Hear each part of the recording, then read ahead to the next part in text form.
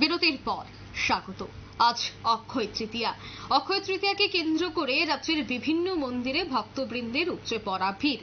বিশেষ করে দেখা যায় যে এই অক্ষয় তৃতীয়ার দিন ব্যবসায়ীরা তারা বিভিন্ন মন্দিরে যাচ্ছেন, বিশেষ করে লক্ষ্মীনারায়ণ মন্দিরে গিয়ে তাদের হাল খাতা যাত্রা করাচ্ছেন এবং প্রত্যেকেই মনে করেন যে এই অক্ষয় তৃতীয়া একটি শুভ সময় এবং সেই শুভ সময়ে সবকিছু যাত্রা করালে অক্ষয় থেকে যায় জীবনের জিনিস।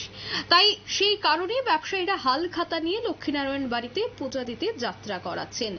আজ দেখা গেছে শুভ অক্ষয় তৃতীয়া উপলক্ষে লক্ষ্মীনারায়ণ বাড়িতে ব্যবসায়ীদের হাল খাতা যাত্রার প্রচুর ভিড়। সে বিষয়ে পুরোহিতরা কি বলছেন শোনাবো।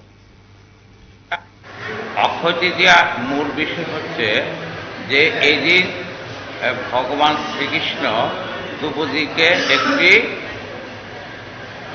পাত্র দিয়ে বলেছিলেন যে যতক্ষণ পর্যন্ত দ্রৌপদী এই পাত্রে রান্না করবেন সেই পর্যন্ত এই পাত্রটি অন্ন ক্ষয় হবে না।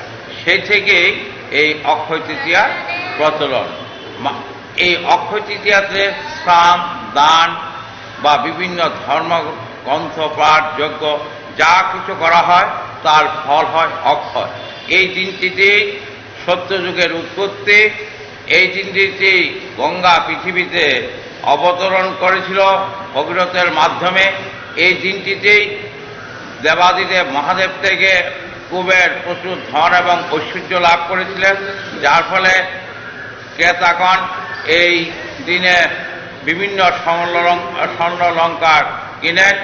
যারা পয়লা বৈশাখে হালখাতা করতে না পারেন তার বিকল্প হিসাবে আজকের এই সত্যযুগের উৎপত্তির দিনে, যেখানে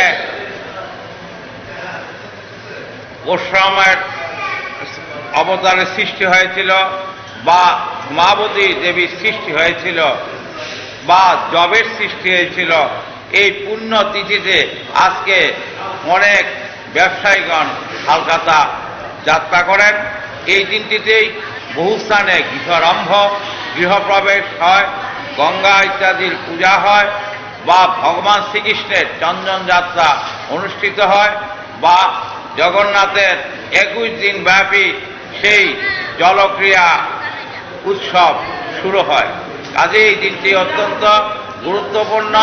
আমি এই দিনটিতে মলয় পণ্ডিত হিসাবে সবাইকে অনুরোধ করব, আপনারা যাতে স্নান, দান, ধ্যান, জপ ইত্যাদির মাধ্যমে এই দিনটিতে সুন্দরভাবে অতিবাহিত করবেন, কারণ মনে রাখবেন এই পুণ্য ফলের ফল হবে কিন্তু অক্ষয়। অর্থাৎ পুরোহিতের কথা অনুসারে অক্ষয় তৃতীয়ার দিন সূর্য এবং চন্দ্র উভয় তাদের উচ্চ রাশিতে অবস্থান করে, আর বিশ্বাস করা হয় যে এই দিনে সূর্য এবং চন্দ্র উভয়ের সম্মিলিত আশীর্বাদের ফল অক্ষয় হয়। অক্ষয় শব্দের অর্থ অমর, অর্থাৎ যার কোনো ক্ষয় নেই। এদিনে করা জপ, তপস্যা, দান ও জ্ঞান বেশ ফল দেয়। নিয়ে নিচ্ছে ছোট্ট একটি বিজ্ঞাপন বিরতি, সঙ্গে থাকুন।